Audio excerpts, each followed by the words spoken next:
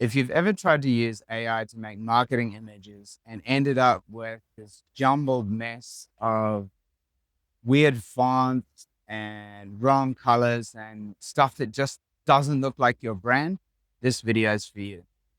In this workshop, I'm going to walk through a way to use AI not just as a design tool, but as a strategist, a researcher, and a creative partner. So you can create brand consistent visuals that look good and make sense. You'll see how I take one image and turn it into a whole campaign, posters, social posts, and even a website redesign. And it's all done live in real time. It is a recording of a live workshop, so you're about to be interrupted by my robot who will explain. Quick heads up, this is a recording of a live session, so if Matt's not always looking straight at you, or his face is rudely covering a slide, blame his... Sure that everybody's seen online images before, and they're really cool. And you're like, wow, that's way better than that I could create as a designer for sure. But the problem is if you're creating images for one particular brand, it needs to follow a certain consistent style. And it's that lack of consistency that a lot of people get frustrated with, I think, when using the image generators. Aside from practicing using the tools today, the more general thing that I'd like you to take away is a strategy for using the tools.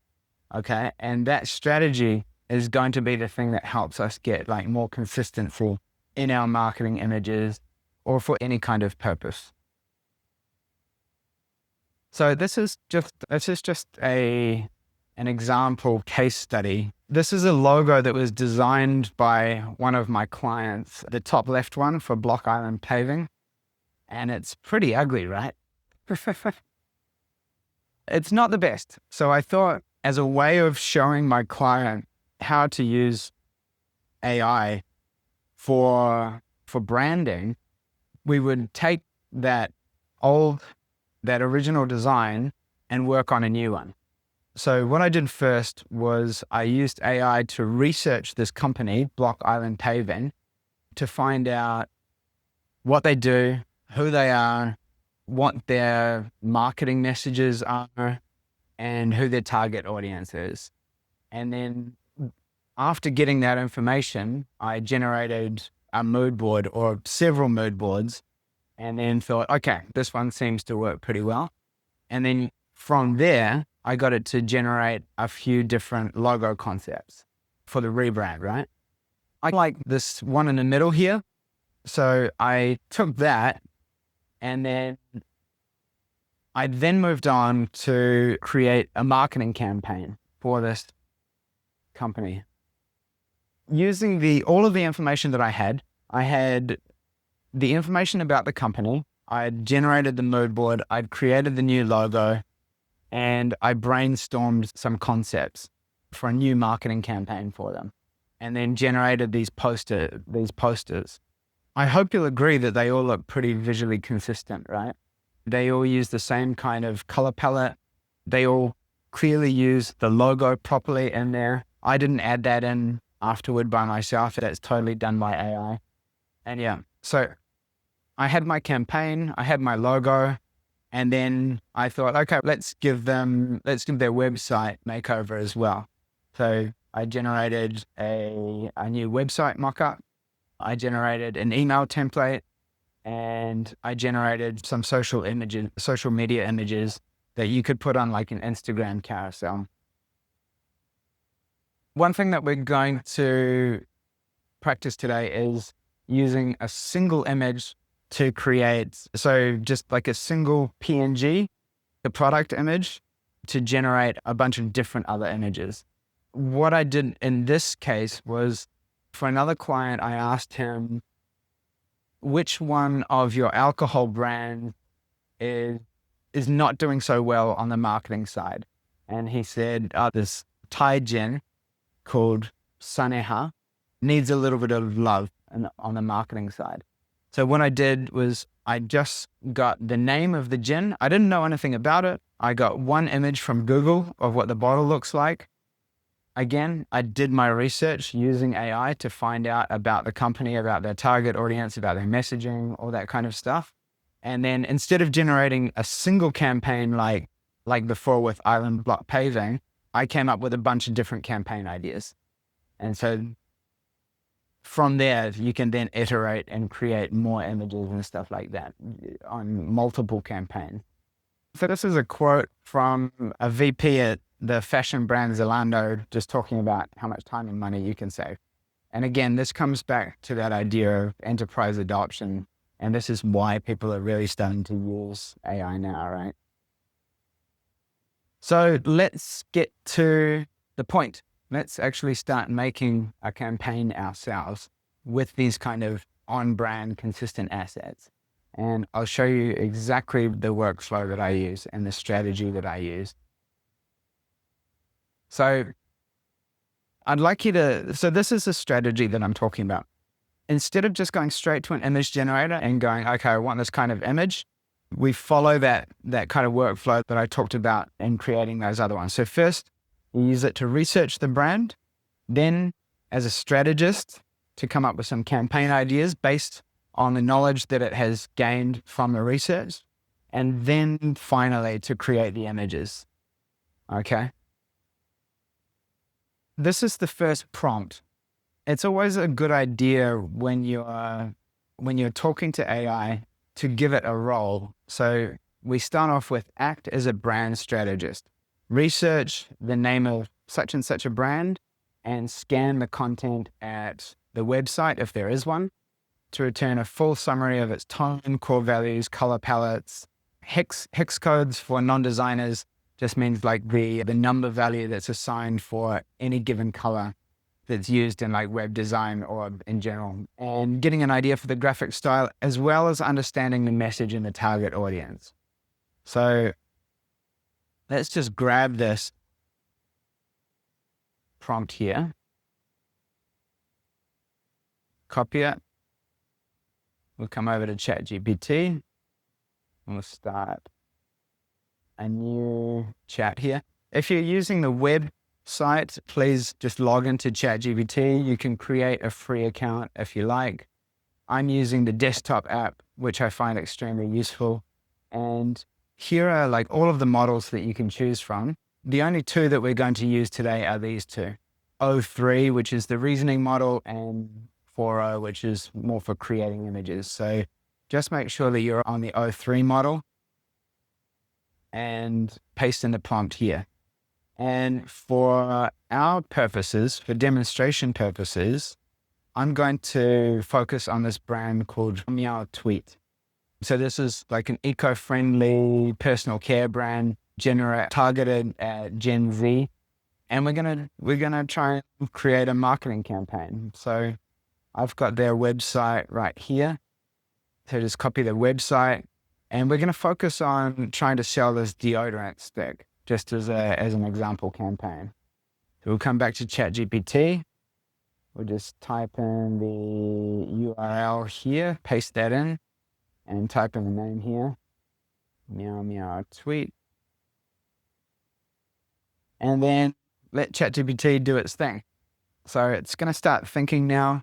It might take a little bit of time. It will certainly go to the website and scan the website for all of the information that we've asked it for. It will look at other websites as well, just to see what other people are saying about the brand and get more information. So it's not just visiting the site that we've given it, but it's finding out more about the brand and what's said about it on the internet and stuff like that. So now it's trying to figure out the colors. It's coming up with a hex code. It's really spending quite a bit of time making sure that the colors are right. And here we go. Here's our answer. So I'm not going to read through this entire answer. I'm not going to waste your time with that. I'm just going to trust its answer here. And the reason why I trust its answer is because this model O3 has about a 1 to 2% hallucination rate. So you can trust that the vast majority of information that you get from it is going to be correct. If you're using this model for something that's really important or really critical, that's when I would advise you to double check all of the sources and especially check the other information. You can also get it to check itself, or another thing that you can do is take this output, take it over to another model like Gemini or Claude or something like that and say, check this information for me. Okay, so you can really reduce error risk there. So we're just going to trust it. Okay, so let's move on to the next prompt. And so now we're gonna try and come up with some campaign ideas. So we're gonna ask it for 3 poster campaign ideas. Let's just start with posters. And you can use this to sell bit if you like. That's if you want to sell a particular product, like I'm going to do with their deodorant stick today. If you don't want to sell a particular product, but you just want a campaign in general, then just don't worry about this part. So we're asking it for 3 campaigns. Each one has a campaign name, 2 taglines, an objective, an emotional hook, a core visual motif, and let's get it also to justify why these 3 ideas are actually a good fit for the brand. And then we'll ask it to output it as a markdown table, which just means it's going to put it into nice, neat, tidy columns for us to easily compare. So I'm just going to grab this prompt here, go back over to ChatGPT, paste it in. And I said I wanted to sell the deodorant stick, right? I can't copy paste this, so I'll just write the rose to sell the rose geranium deodorant stick. And then let it go off again and do some thinking. So in the background, it already has the context of all of the research that it's done, right? So it knows about the brand, it knows the core audience, it knows what kind of design they should be focusing on.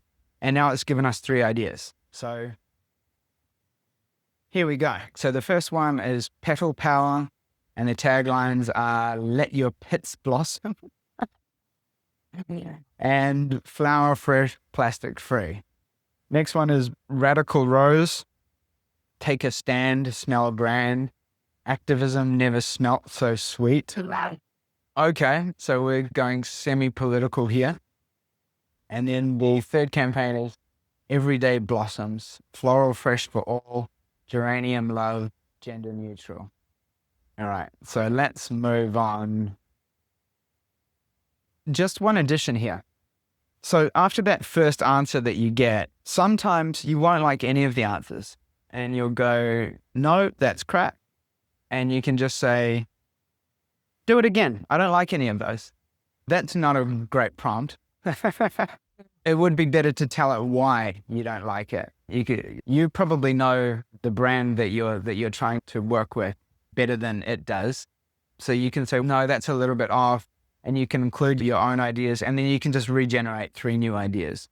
In this case, we're happy with one of the campaign ideas. So let's ask it to keep iterating and keep refining those ideas. So we'll take this prompt here and say, okay, I like this idea, but it's not optimized. Give me 3 new iterations that will appeal more to the brand's target audience. Again, justify your choice, and just for tidiness, include the original idea for reference. So we can look at that first idea and then look at the new 3 ideas and then compare all 4 of them. So let's copy that, go over back to ChatGPT and go, we liked the radical rose idea, and we'll let it go off and generate 3 new ideas and see if we come up with something better. It may be the case that some of the new ideas are also no good and we prefer the original. Let's have a look.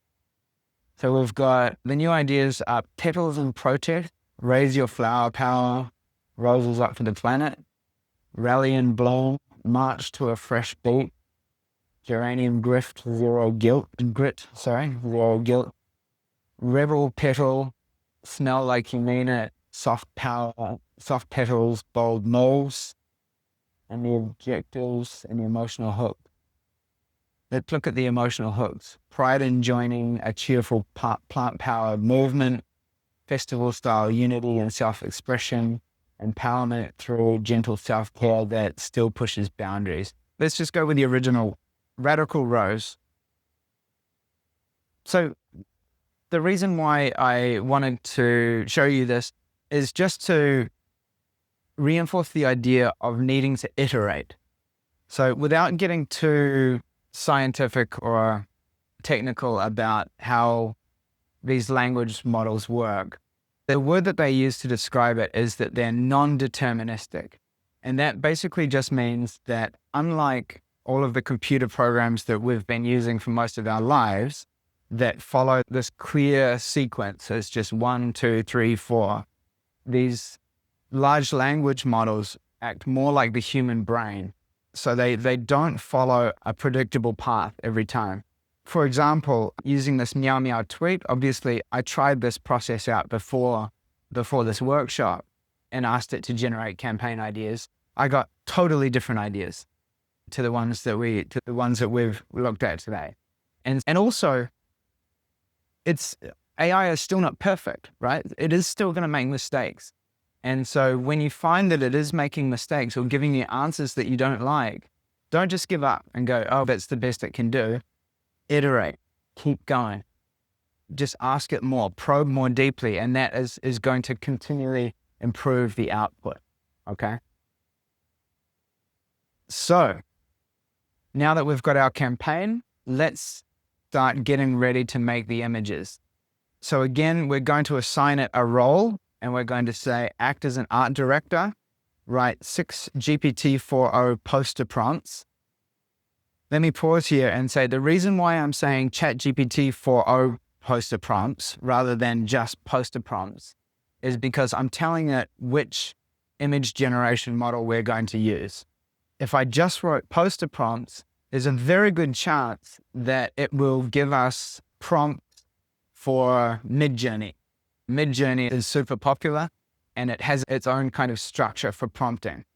So if you tell it the image generation model that you plan to use, it knows that generation model and it's going to be able to write prompts that are designed for that image generation model. Okay. So we're asking for 6 poster prompts that alternate our campaign, that alternate between the 2 taglines of our campaign. I can't remember what they were, but it'll go between it. So it'll give us 3 of each of the taglines. Explore different ways of designing the poster. Utilize the attached brand assets. We will come to this very shortly. And include detailed descriptions of that brand's visual style and color palette. So taking from that research that we first initially did, we got the color palette, we got the visual style, we got all that information. And we're telling it to reiterate that information because we're going to take this over to an image generator that doesn't have all of the context that this conversation with ChatGPT has, if that makes any sense. And then finally, I've said here, do not reference the brand name. The reason for that is because if it's for like your own brand that you're starting up, or if it's for a really small brand, there's a good chance that ChatGPT doesn't know what that brand is. If you say for McDonald's, no problem. But if it's for, like a new brand or something that ChatGPT or the image generator hasn't been trained on, when you say, oh, for such and such XYZ company, it's just going to go, I don't know what you're talking about. I don't know that brand. That's not in my training. So that's why we're telling it to focus on a description of the brand's visual style and the color codes and stuff like that we got before. So let's just grab this prompt, go over to ChatGPT, and we said we like the original one, right? So we'll put in Radical Rose into here. And I've said here, utilize the attached brand assets. So it knows that we want to sell the deodorant stick, and the 2 brand assets that I've prepared are a PNG of the deodorant stick. So I'm going to copy that and paste it into here. And I'm going to grab the logo as well, copy that, and paste it into here as well. So it knows that when it creates this poster, it's going to include an image of the deodorant stick that we want it to appear on the posters, right? So let's just click go on that and let it give us 6 ideas. Okay, so it's given a portrait and landscape and square, vertical. Okay, I'm not going to read through all of these prompts. Let's just trust it. For the sake of this demonstration, let's just trust it and use this first one and copy idea number 1. So next, we're going to go over to Sora.com. Now, some of you may have heard of Sora, like they made a big splash about a year ago as as a video generator, right? And this caused a lot of hype about, oh wow, AI video is so cool and stuff like that. It took them ages to release it. And then when they did release it, it was awful. But Sora.com does use the same image generator as ChatGPT 4.0. And its image generator is fantastic. So we're going to paste the prompt into here, poster orientation A3. By the way, if you have a ChatGPT account, you should have a Sora account. I should have mentioned at the beginning of this that the only paid tool that I'm recommending for this workshop is ChatGPT, and that's $20 a month. And you can use like the reasoning models, you get access to the highest models. You can use deep research that we'll talk about later, and you get a lot of image generation. On the free tier, you don't get so much. And you can use Sora a lot more as well. So just within Sora, let's move this out of the way. Make sure here you're set to image. Make sure that you've got the right orientation. So our orientation is portrait. So let's change 3x2 to 2x3. One note about this is a little bit annoying for designers. You've only got 3 options like portrait, landscape, and horizontal. It doesn't give you 16:9, but we have a fix for that as well. I'm sure that with the next generation, they're gonna give us more options, but this is what we're stuck with for now. And we have a workaround. Just in this little pop-up here, we're going to choose 2 images. I think you can only get 4 images if you're on the $200 a month Pro plan. But the Pro plan. But if you're on the normal one, you get 2. And so we'll just click generate. And what we're also going to do is in ChatGPT, we're going to switch over from 03 to 4.0. And we're going to generate it in here as well, just so we get 3 to choose from instead of 2 and generate them all at the same time. So I'm just going to speak to ChatGPT. Okay, go ahead and generate that first image, please. There we go. Always say please, by the way. When the robots come to kill us, it's going to remember the polite people. I don't know if I've said sorry to it before. I might have said, oh, sorry, that's not what I meant, but I don't think I've ever said, sorry, I didn't. But I do say please and thank you. Okay, on Sora, if you click on activity, you can see here that, and just click over onto here, and you can see that it's generating 2 versions for us. And ChatGPT is doing its job as well. And so let's see which poster we like the most. Which one turns out the best? One of the great things about the 4.0 model is that it's fantastic at typography. It's better than any other model at not making mistakes with text. It still does make mistakes, like it sometimes like misses one letter or something like that, in which case you just regenerate it or get it to fix it or whatever. But compared to almost any other model, yeah, ChatGPT 4.0 is the most accurate for typography and getting the right kind of fonts and stuff like that. Okay, this is our answer from ChatGPT, and these are our two options from Sora. And look, let's go back over to Meow Meow Tweet and look at their illustration style. And you can see that the illustration style that they've used and the illustration that we've got here is actually pretty similar, right? I noticed here that this bunny is missing one ear.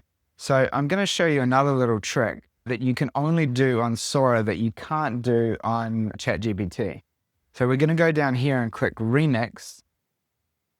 And you notice that the cursor turns into a brush now. So we're just going to paint over this area here. And we're just going to write, give the bunny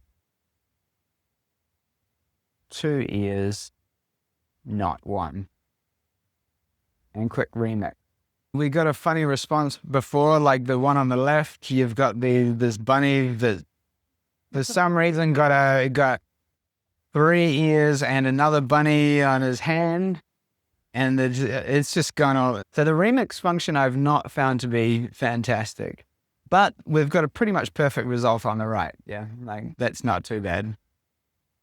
After you've got your poster, we can now generate more assets. So anything that you need, a social media post, merch, flyers, anything that you can think of, you can now use that initial poster as a basis to start generating more and more stuff. We're going to go over to ChatGPT. We're going to post this image in here. And we're going to grab this prompt here and say, based on the attached poster design, create a consistent whatever we want using the same tagline from that poster, the same visual motif, color palette, and change the composition and layout to suit the format. If it's a YouTube thumbnail, it's going to be landscape. But maybe for like a LinkedIn post, we might want it to be portrait, and make sure that it's visually aligned. Let's do website banner. Creative badge that generate a sense of urgency, such as limited time offer. And I'm going to copy this prompt. And I'm going to, again, do it in Sora as well. So we'll go back to the home site. Here, if we click this plus sign, because we've generated that image, we just go choose from library, and it shows us the generations that we've done. Which one was it? It was this one. So we're using that as our reference image. And then we're pasting in our prompt here and telling it to go off. By the way, I did run this earlier to create a bunch of campaigns, a bunch of assets for Meow Meow Tweet earlier when I was practicing. And yeah, you can see here I've made cards, like tote bags, more Instagram images, stuff like that. And I hope you'll agree that these are all pretty visually consistent as well, right? And here we go. Totally hit and miss. It should have. That doesn't look like much of a website banner at all. It's made it horizontal for some reason. The typography has gone off to the sides. So just iterate and say, I'm just gonna talk to it like I said I do before. That doesn't really look much like a website banner. So what I'd like you to do instead is make sure all of the typography fits on the screen. Make it in portrait, not landscape. Put it in an iPhone frame and make the background transparent. Let's see. This is a lot better.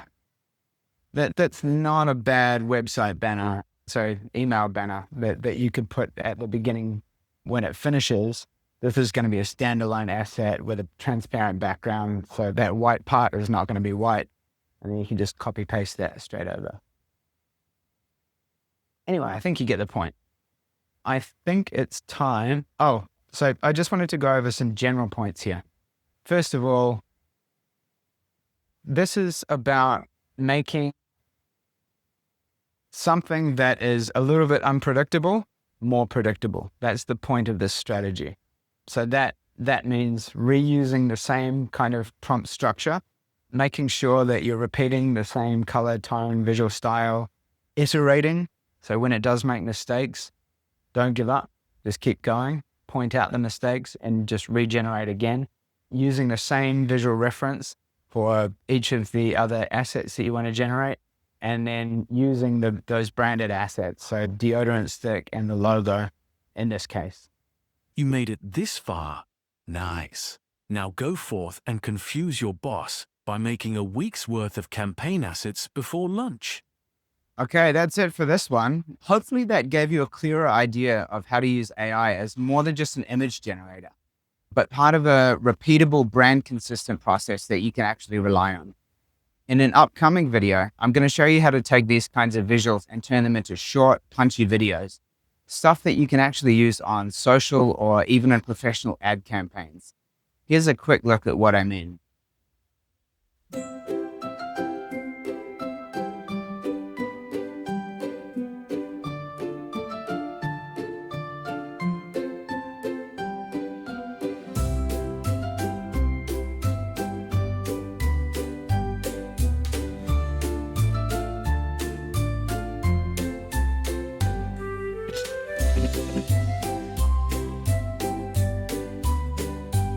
That's all done in one afternoon. No fancy gear, no editor, no production team, just smart tools and the right prompts.